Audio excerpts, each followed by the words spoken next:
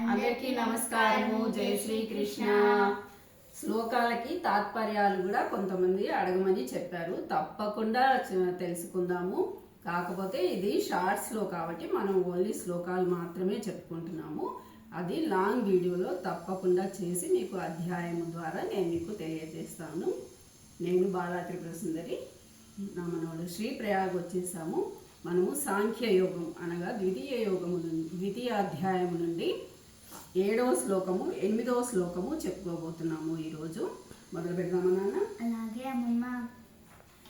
కార్పణ్య దోషోపహత స్వభావ పృచ్ఛామి త్వాం ధర్మ సమ్మూఢచేతాః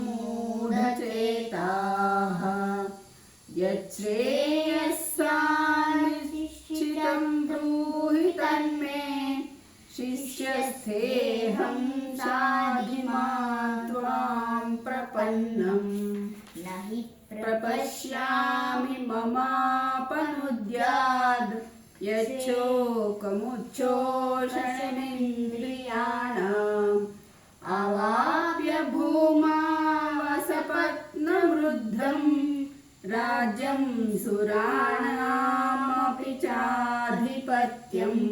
జై శ్రీకృష్ణ. అందరికి లైక్ చేయండి, సబ్స్క్రైబ్ చేయండి. మీ అభిప్రాయాలు కామెంట్ బాక్స్లో తెలియచేయండి. ధన్యవాదాలు.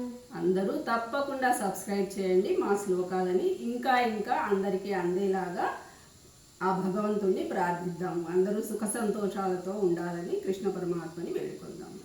జై శ్రీకృష్ణ. ధన్యవాదాలు.